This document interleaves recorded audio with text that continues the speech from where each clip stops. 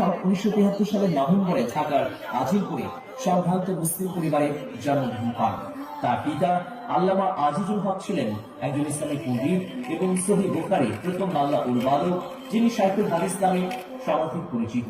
তার ভাই বোনের সংখ্যা 13। মাহফুজুল হক তার অগ্রজ, একজন প্রভাবশালী ইসলামী পণ্ডিত এবং বেফাকুল মাদারিসিল আরাবিয়া বাংলাদেশের মহাসচিব। প্রাথমিক জীবনে মামুনুল হক তার পিতা আজিজুল হকের নিকট লেখাপড়া শুরু করেন। 1985 সালে 12 বছর বয়সে তিনি লালবাগ চামতারা জামে মসজিদ মাদ্রাসায় কোরআনের হিফজ সমাপ্ত করেন। 1986 সালে ভর্তি হন জামিয়া রহমানিয়া আরাবিয়া ঢাকায়।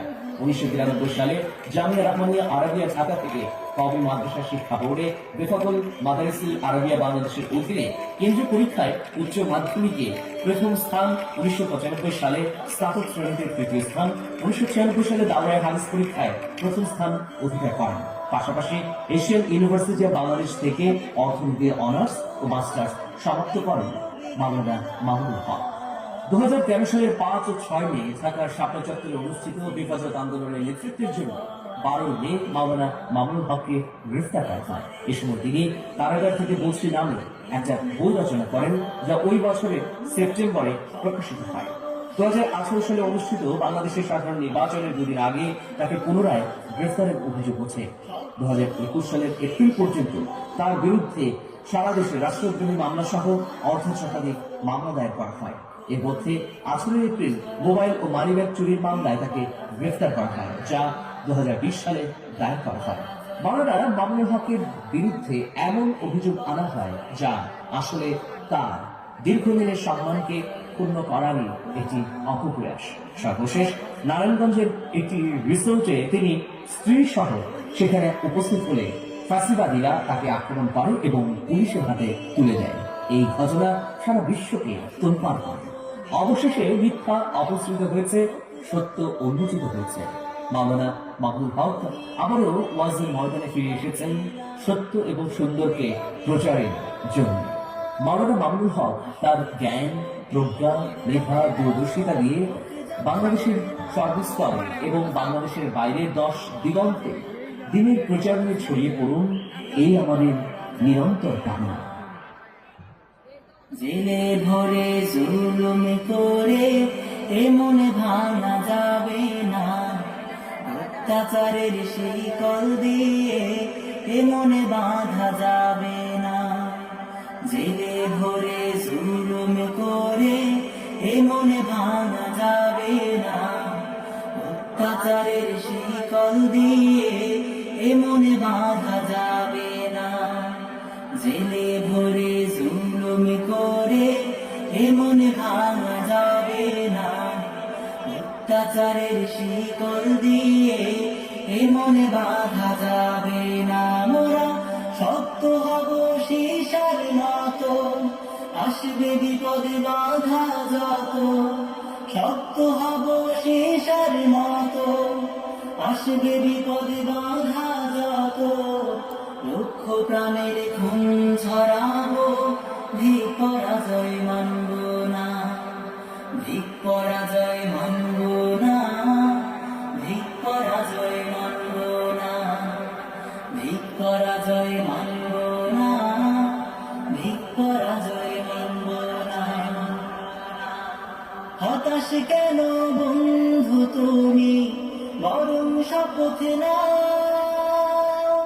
আনতে সুদিন কণ্ঠে তোমার বিপ্লবী গান গাও। হতাশ কেন বন্ধু তুমি, বরং শপথ নাও, আনতে সুদিন কণ্ঠে তোমার বিপ্লবী গান গাও। শহীদের আজ তাকিয়ে আছে, পিছপা হওয়া যাবে না, অত্যাচারের শিকল দিয়ে এ মনে বাঁধা যাবে না। মোরা শক্ত হব সীসার মতো, আসবে বিপদে বাধা যত। শক্ত হব সীসার মতো, আসবে বিপদে বাধা যত। লক্ষ প্রাণের খুন ছড়াবো, ভিক পরাজয় মানব না, ভিক পরাজয় মানব না, ভিক পরাজয় মানব না, ভিক পরাজয় মানব না, ভিক পরাজয় মানব না।